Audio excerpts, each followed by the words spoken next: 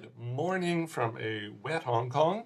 I got the door open here, so you might be actually hearing it rain. I don't know. You'll hear a few little beeps and things as I just heard one of my neighbor's washing machines finish. So, oh, lots of birds. Anyhow, not a lot to talk about today because it's a fairly quiet. Actually, August is very quiet in Hong Kong. I don't know what's going on. The distributors haven't programmed a lot, or if they have, they haven't told us about it yet. But I think I think next week I'm going to have to talk about some independent films that are available on the subscription services because I don't think there's anything new coming to the cinemas next week. At least, yeah, it's either the 8th or the 15th. There's nothing scheduled. So anyhow, so even today there's not a lot.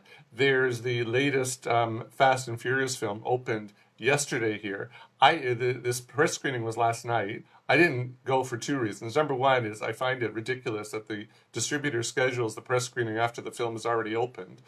So I think, what's the point? So I didn't go. And the second reason why I didn't go is because I hadn't seen any of the other films. Not that it really matters, I understand, because the stories just don't make any sense anyways. You don't go for the story, you go for the action and the laughs and whatnot. But I thought, you know what, there's been, 22 other films before this one, and I hadn't seen any of them. So I said, you know what, I don't need to see this film. I don't need to get involved with this franchise at this late date. Plus, the film is already open, so screw them. So instead, I'm going to talk about another film that opened yesterday as well that you might not have heard of, and you might want to check out. In fact, I think you probably should check out. It's called Yuli, Y-U-L-I. It's a co-production. It's Spanish, British, Cuban. I think there's even a fourth country in there. I can't remember. And it's by Spanish director, and I'm going to mangle her name, Itziar Boyain. Apologies. Boyain, no, Boyain, Itziar Boyain. So she's an actress, and she's made quite a few films. I must admit, I haven't seen any of them. Her most famous is called Flowers from Another World, which won an award at Cannes. When did it come out? I think in 2009 or something like that. I can't remember. So maybe I should start checking out her films because I'm not familiar with it.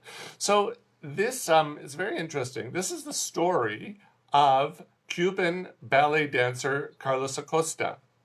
Now, if you don't know who Carlos Acosta is, he, aside from being a highly acclaimed dancer, he was, or still is, I mean, he was the first principal dancer, black, to play Romeo, to dance Romeo. So, in fact, I didn't know that going into the film. And then, or maybe I did. I think, yeah, the night before I saw the film, I actually looked him up.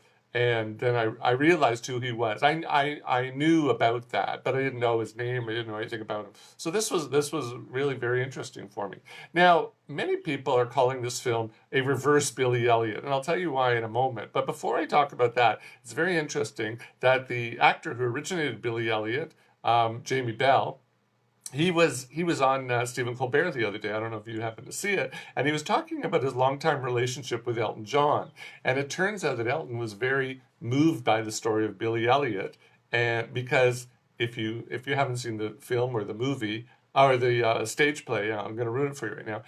Billy's father eventually accepted Billy for who he was, and he went and at the very last scene, he goes to his performance to see his son perform. Now, Elton, if you've seen Rocket Man, Elton's father, Stanley Dwight, never accepted Elton's sexual identity, and he never once went to a concert. So for Elton John, this story was very touching because it was everything that his own parental relationship was not. And I don't know if you know this, Elton ended up writing the music for Billy Elliot, the stage play, and I think that's how it all came about.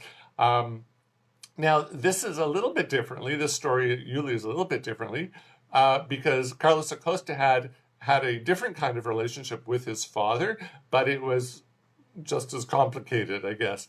The difference is that his father, Pedro, wanted him to be a ballet dancer more than he did. In fact, he didn't want to be a ballet dancer, even up until the time that he was a teenager or even afterwards, a young man, he didn't want to be a ballet dancer, but his father kept pushing him and pushing him and pushing him, and that really messed up their relationship. I think the father's passed away now, but maybe he's not. I don't know.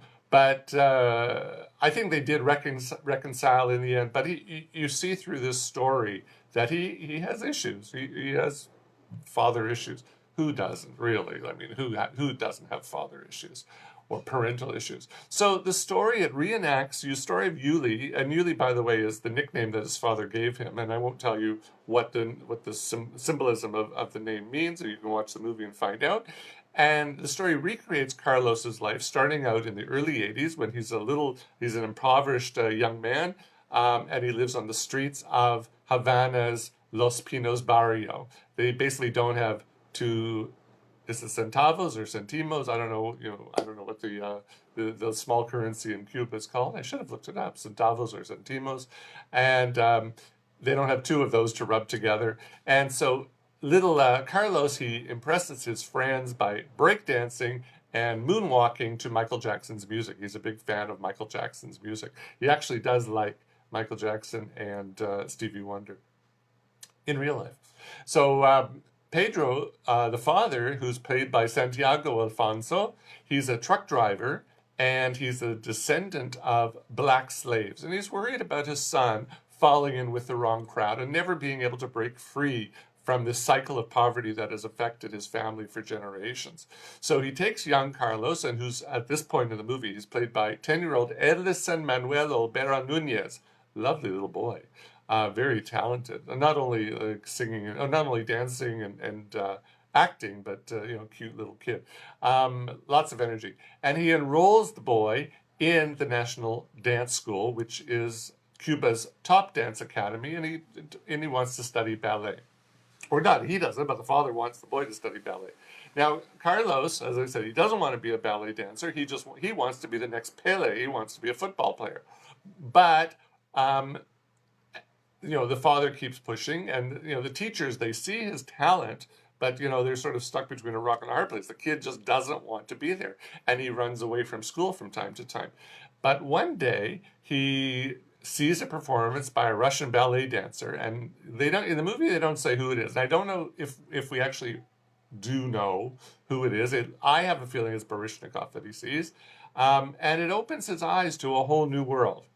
Actually, I saw Baryshnikov perform once. That was amazing. I'm not into ballet, but that was amazing. Now, Carlos begins to apply himself, and before long, his talent is recognized overseas at first time in 1990, where he wins the gold medal at the prestigious Prix de Lausanne, which is an international dance competition. So he's born in the 70s. He's about 16, 17 years old at the time. Now, with that accolade, his career blasts off. It takes him to performing with the English National Ballet, the Houston Ballet, and finally the Royal Ballet, where at 32, he becomes, as I said, the first black principal to dance Romeo. But along the way, he never forgets that he's the son of Cuba, and his heart never leaves Cuba. Now, this movie, well, first I'll talk about the story. The story is based on Acosta's 2007 memoir called No Way Home, A Cuban Dancer's Story. I haven't read it. I don't even know if it's I suppose it's in English. I should actually read it. Sounds interesting. And it's interspersed, the lighting is really playing up here. And it's interspersed with the movie is interspersed with electrifying modern dance sequences choreographed by Maria Morovira with the real Carlos. He's in this movie, but he plays Pedro in these dance sequences. He plays the father in the dance sequences. And I gotta say, at age 46, or maybe he was 44 or 45 when the film was shot, he can still jump and jeter and leap like the rest of them. The guy really is amazing, very athletic. Now, one sequence depicts the beating that Carlos receives from his father while running away one too many times. This scene is really, really poignant, and I think this is why you see it on his face, on Carlos's face. It's still it still affects him today. You know, if he's 46 and that was probably 12, you know, when he was 11, 12, maybe 10, you know, 35 years ago, still affects him today. Now, as good as this film is, and up to, I'd say, you know, the parts with young Carlos are really good. Unfortunately, the film loses a bit of steam once Carlos becomes a young man and the actor is replaced by another actor by the name of Kevin Martinez. He's also a very good actor, but he just doesn't have the charisma that the little boy has. So, but at this point, the director, she zips over quite a bit of the dancer's personal story, preferring instead to focus on his loneliness and his longing to return to Cuba to have an ordinary life, even as his father repeatedly tells him, don't come home.